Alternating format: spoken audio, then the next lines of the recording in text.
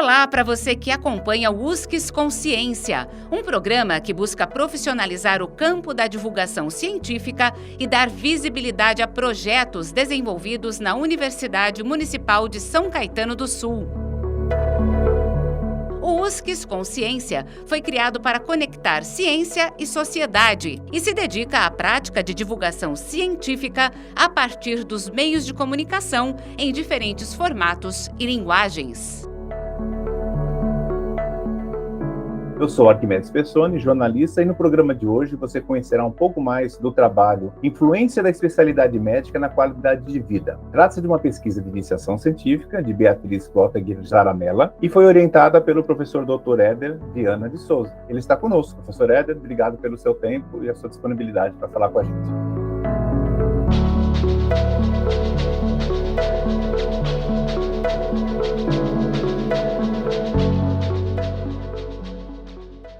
Eu que agradeço, é uma satisfação enorme participar do programa. Conte sempre comigo aqui na universidade. A gente está tentando desenvolver um plano de investigação na área e a influência médica surgiu como um interesse antigo que acaba passando no dia a dia da gente, na escolha, inclusive, da especialidade. Você já veio ao encontro da primeira pergunta, porque eu ia te falar da história da escolha do tema. Porque, como nós falamos de iniciação científica, normalmente são os professores, os pesquisadores que propõem um tema. Sim. E o aluno se adequa. Né? Foi assim que aconteceu? Você que criou esse projeto e depois a Beatriz, no caso, veio e fez contigo? Então, assim, é uma coisa que a gente vê desde a faculdade. Então, o que a gente vê, por exemplo, lá na nossa escola, no curso de medicina, é que as pessoas ficam falando, o que você vai fazer de especialidade? Vai fazer alguma especialidade? Não vai fazer? Aí a pessoa vai escolhendo e fala, não, eu gosto mais de dar plantão, quero ser cirurgião, gosto mais daquele ambiente cirúrgico, aquela emoção, quero trabalhar em pronto-socorro. E tem gente que fala, não, eu quero ser mais tranquilo, quero levar uma vida mais sossegada, não quero dar plantão. Então, assim, a gente vê que as pessoas vão fazendo opções na vida.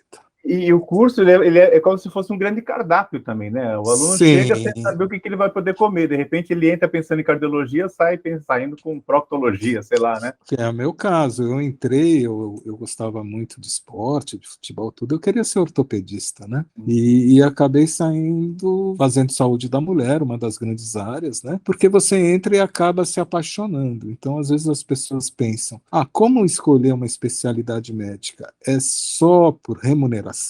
É óbvio que, assim, existe uma diferença de remuneração entre as especialidades médicas. Sim. Mas, assim, cada vez mais eu vejo nesse pessoal mais jovem que pensa em qualidade de vida de uma forma diferente da minha geração, que a qualidade de vida também na escolha é importante. Então, a gente começou a trabalhar com isso e, na época, tinha um trabalho que tinha surgido na literatura falando do que acontecia no Brasil. Era um trabalho sobre estresse ocupacional que falava que o estresse ocupacional dos médicos brasileiros era 30% maior do que dos médicos nos Países Baixos. Olha que interessante essa comparação.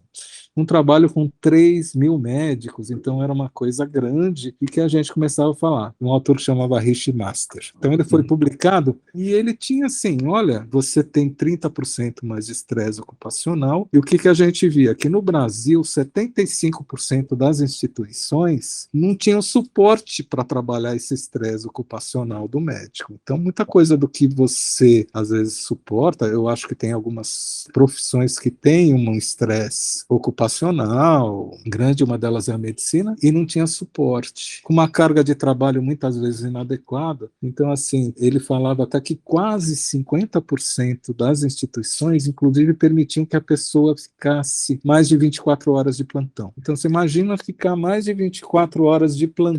Então já gera uma insatisfação. Então qual que era o índice de insatisfação desses médicos do Brasil? Era mais ou menos 56%.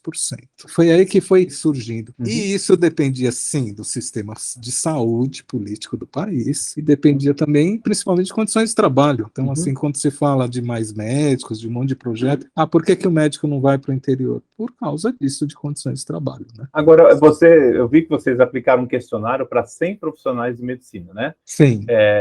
Quem foram esses profissionais? Como é que vocês chegaram a ele? E se eles foram divididos de acordo com especialidade? Se eles eram todos de área pública ou particular? Como é que foi isso? Não, foram de área pública. Então, o que a gente pensou? Em trabalhar com as grandes áreas médicas. Não adianta eu pegar uma subespecialidade, assim, uma especialidade pequena, por exemplo, otorrino. Então, a gente pegou as 4 grandes: cirurgia, clínica médica, a gente pegou ginecologia, obstetrícia, saúde da mulher hoje, né? E pediatria. E uma grande área que surgiu agora é a medicina da família, que não tinha, por exemplo, na minha época de aluno, e hoje cresceu. Então, a gente resolveu dividir nessas 5 áreas para ver qual era a satisfação do médico e pesquisar, sim, a qualidade de vida desses profissionais. Então, mas ok, então 5 áreas, 100 pessoas, são provavelmente 20 de cada vocês pegaram, é isso? Isso. Em tese. Isso. Então a gente acabou ficando com os 30. E quando vocês chegaram lá? Na verdade, assim, a preocupação eu cheguei para Beatriz e falei: Beatriz, a gente não pode pegar gente com mais de 10 anos de formado. Porque, assim, você pega um grande cirurgião renomado, por exemplo, da curso de medicina, que é um cirurgião plástico renomado, tal, já está com a vida garantida e já está até tirando um pouquinho o pé do acelerador. Sim. Então, a gente tem que pegar o pessoal que está no front, o pessoal que está trabalhando no dia a dia, que está atendendo na UBS de São Caetano, está atendendo no nosso Hospital Escola Maria Braga, nesses locais, nos nossos hospitais, e ver como é que está a vida desse pessoal. Então, vamos ver quanto à qualidade de vida. E, assim, quando a gente fala de qualidade de vida, a gente começou a usar um avaliador que chama Who Call Brief, que é muito utilizado do mundo, que é da Organização Mundial de Saúde, para ver qualidade de vida, e ele tem, assim, 26 questões em vários domínios para a gente ver como é que a pessoa está, né? Então, quais são esses domínios? O domínio físico, o domínio psicológico, de relação interpessoal e de meio ambiente. Então, a gente começou a trabalhar isso para ver como é que esses profissionais se sentiam nisso. Porque a gente tinha, inclusive naqueles trabalhos anteriores, um uso abusivo de drogas, chegava a quase 50% o uso de álcool, e, assim, saúde mental, muito complicado. Então, a gente tinha, assim, 65% de sono inadequado, mostrava a pesquisa anterior. Poxa, 65% não dorme bem? Bem, se a gente pegar aquele que estava no plantão 36 horas, deve ser um horror, né?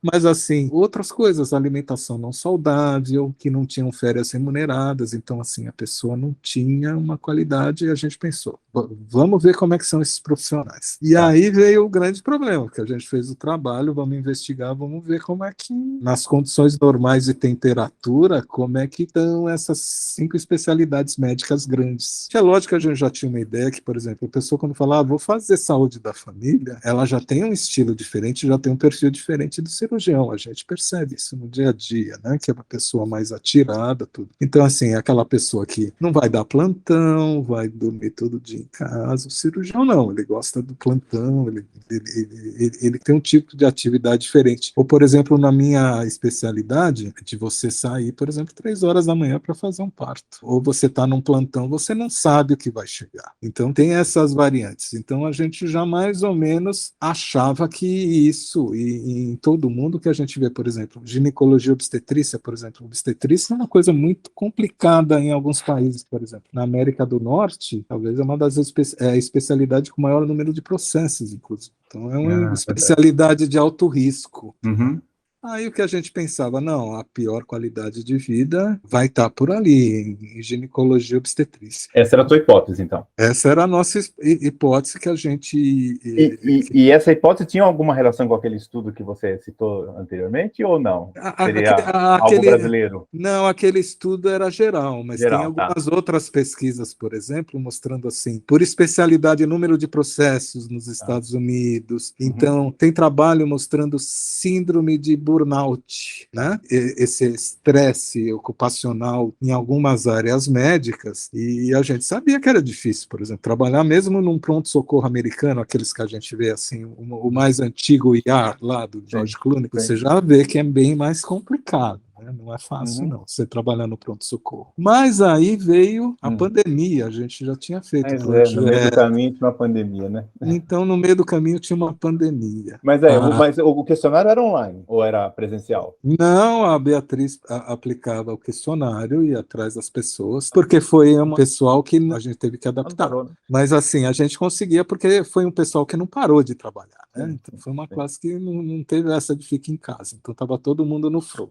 Mas o front, por exemplo, de quem estava na saúde de família, não era tão ruim, porque ele ia para a UBS, ele fazia o trabalho dele, trabalhou na comunidade e tal. E assim, o que deu a pior qualidade de vida? A clínica médica, que era aquele pessoal que Claro. estava mesmo no front. E Uhum. depois a segunda pior qualidade, a cirurgia, que também trabalhou muito durante a pandemia, porque eles tinham vários processos, por exemplo. Eu lembro que os cirurgiões torácicos, eles ficavam fazendo traqueostomia quando a pessoa não conseguia ficar mais entubada. Então, você imagina, você é cirurgião, fala, você vai lá, agora vai ter que fazer a traqueostomia. E tinha que fazer, não tinha muita opção. Então, o que a gente ficou foi com esse retrato durante a pandemia e que talvez se a gente fizesse em condições normais não tivesse dado esse resultado. Então hoje a gente fala assim, a gente tem esse viés que foi a pandemia, Uhum. que foi importante, mas eu acho que a gente fez um mapa durante a pandemia, agora a gente pode até continuar esse trabalho, agora que está mais suave, está suavizando tudo. Talvez um trabalho comparativo, né? Você pegar o mesmo isso. desenho, aplicar de novo e comparar antes e depois da Covid. Depois não, porque ainda estamos em pandemia, acho, né? Não sei, você da saúde.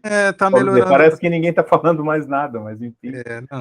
Eu acho que a onda já passou, né? Já estamos sem máscara, né? O pior já passou, a gente já está sem máscara, a gente já tem uma facilidade maior. Por exemplo, mesmo a gente que era médico durante a pandemia, a gente pegava, ia para o hospital, eu cheguei a fazer alguns partos, inclusive de pacientes com Covid, e quando a gente voltava, a gente não ficava no conforto da família isolado, a gente ficava literalmente isolado, ou no hotel, qualquer sintoma gripal você ia embora. Então, assim, foi um pouquinho mais difícil para a gente. É evidente que isso trouxe um estresse. E, por exemplo, que a gente vê o relato do pessoal que trabalhava em clínica médica na época, que foi o pior resultado, é que, assim, tinha gente que às vezes entubava 3, 4 por dia. Ele falava, eu tô correndo risco aqui, eu não vou voltar para casa, eu vou dormir aqui no hospital, eu vou fazer alguma coisa. Mas, assim mesmo, os nossos resultados foram legais, porque, assim, mesmo com toda essa dificuldade, a gente viu que 60% referia uma boa qualidade de vida. Deu 60,7. Aí você fala, poxa, não tá tão ruim. Nos médicos da família, chegou 81 a 100% de satisfação, né, no domínio físico. No psicológico, de 81 a 100%, relações 60 a 40 e meio ambiente também bom. Então a gente ficou com a classificação assim, medicina da família, depois saúde da mulher, depois pediatria, depois cirurgia, depois clínica médica, que era o pessoal que estava no front literal, aquele pessoal mesmo que era... Assim, eu não sou da sua área, eu estou olhando de fora, né? Eu sou um outsider. Né? Se você talvez aplicasse hoje, fora do período de pandemia, talvez invertesse o penúltimo com o último, né? Provavelmente. Jogaria a cirurgia como mais estressante. A gente vê um ambiente em volta. Então, assim, por exemplo, quando o pessoal fala quais são os melhores cirurgiões de urgência do mundo, dizem que são os de uma universidade americana que fica no Líbano. Né? Não, tem um baita espaço de treinamento. E de um hospital escola da Baixada Fluminense. Diz que os caras assim são. Porque assim, é o dia a dia, você tem esse aprendizado, né? Sim. Você acaba tendo esse aprendizado que é um pouquinho diferente da gente. Mas mesmo assim, mesmo as pacientes que vinham para as outras especialidades acabavam tendo na porta de entrada geralmente o pessoal da clínica médica, né? Então, mesmo chegando, a gente teve paciente grávida, gestante com Covid, tudo, teve óbito. E outra coisa que aconteceu também que estressou muito foi começar a perder os colegas de trabalho. Gente que estudou com você, que você conhece desde sempre, se conhecia há 30 anos, de repente era cardiologista e entrava nesse meio. Então, é óbvio que teve esse estresse emocional ocupacional. Agora, o que a gente pretende, a Beatriz está até se formando então a gente não vai conseguir continuar com ela, mas é fazer esse trabalho novamente. E por curiosidade, qual que é a especialidade da Beatriz, que eu não perguntei quando eu falei A Beatriz é recém-formada, então ela está trabalhando com saúde da família, né? Então provavelmente ela aprendeu alguma coisa com o mas assim, e é interessante, talvez, uma coisa que a gente pensou é fazer por geração. Por quê? Porque a gente começa a pensar na minha geração, por exemplo, e começa a pensar nessa geração aí, millennium, que eles falam tanto, eles pensam diferente, tá? Então, assim, você vê que a maioria dos alunos, por exemplo, o pessoal, por exemplo, da minha geração, eu lembro que a gente começava a dar plantão e comprava um carro, né, para sair. Eles não têm esse tipo de preocupação, mas eles viajam mais, eu vejo mais viajando. Tem uma diversidade maior nos seus interesses, e assim, sem querer julgar, assim, são gerações diferentes, tem um conflito. Então, talvez se a gente eu pensei em fazer, poxa, vamos fazer depois com 30, 20 e 10 anos de formado, e talvez o recém-formado, para ver, assim, como é que está esse estresse, como é que está o dia a dia. Esses recém-formados, a gente vai ter cada dia um número maior, pelo número crescente de universidades, então a gente também já começa a pensar de uma forma diferente. A maioria não vai conseguir fazer residência, especialização, e vai cair na vida, né? Então, como é que é essa população de novos médicos que a gente vai encontrar aí no futuro? Fica uma pergunta, então, fica aberta para a próxima pesquisa. Talvez, quem sabe, você já faça o próximo desenho de iniciação aí com isso. Muito. Então, a gente começou a trabalhar nesse ponto específico, que é de comparar as especialidades médicas e ver quão diferentes elas são, mas, assim, depois a gente pode começar a pensar nisso aí para um universo maior, porque cada vez mais a gente vai ter que falar, sim, de qualidade de vida, de tempo de trabalho, de estresse, burnout, que isso não é exclusivo dos médicos, né? A gente vê que hoje todos os profissionais têm esse tipo de preocupação, e eu acho que todos têm que ter esse tipo de preocupação, independente, jornalista, advogado, todos têm que repensar algumas coisas, né? O importante é ter a cabeça fria e o coração quente, não é isso, professor? Sim, eu acho que a gente tem que trabalhar isso, trabalhar as emoções, e assim, quando a gente fala, como é que escolhe uma especialidade médica? É com o coração quente mesmo, né? Você mudaria, Éder, se tivesse que voltar atrás, ou você continua nessa porque você está feliz nessa especialidade? Não, eu estou feliz. É óbvio que depois de tanto tempo, eu já fiz mais de 3.000 partos na minha vida, eu não quero mais acordar tanto. Agora que eu tirei meu cartão do idoso, a gente fala, eu não quero acordar tanto de madrugada para fazer parto. Tem gente mais novinha para fazer isso, evidente. Mas eu fui muito feliz na minha especialidade, eu escolhi com o coração. Eu tinha um professor que no primeiro ano, eu falo isso no curso de medicina da USCS, assim, você tem que ser o médico que você queria ser no primeiro dia do curso de medicina, não aquilo que o processo vai te transformar. Porque aí depois você entra para trabalhar e tem um sistema de saúde que te leva para outras coisas, a condição de trabalho, então assim, não pode perder aquele médico que você queria ser no início. E escolher, independente da especialidade, você tem que escolher com o coração mesmo, porque eu acho que fica mais fácil o que terá aí nos próximos anos, assim como a escolha qual curso você vai fazer de faculdade, né? Se você não tiver essa escolha, você não consegue suportar depois de 1 ou 2 décadas, né? Eu quero deixar então os parabéns para você, para tua aluna, né, pelo trabalho, né, e agradecer o seu tempo. Esse foi o USCS Consciência, programa sobre pesquisas realizadas na Universidade Municipal de São Caetano do Sul. Este episódio teve a apresentação de Arquimedes Pessoni e trabalhos técnicos de Márcio Roberto do Nascimento Filho. O USCS Consciência é uma produção da Coordenadoria de Comunicação e Universidade de São Caetano do Sul e pode ser acessado no canal do YouTube da USCS e nos aplicativos de podcast. Você encontra o USCS Consciência nas redes sociais Facebook e Instagram.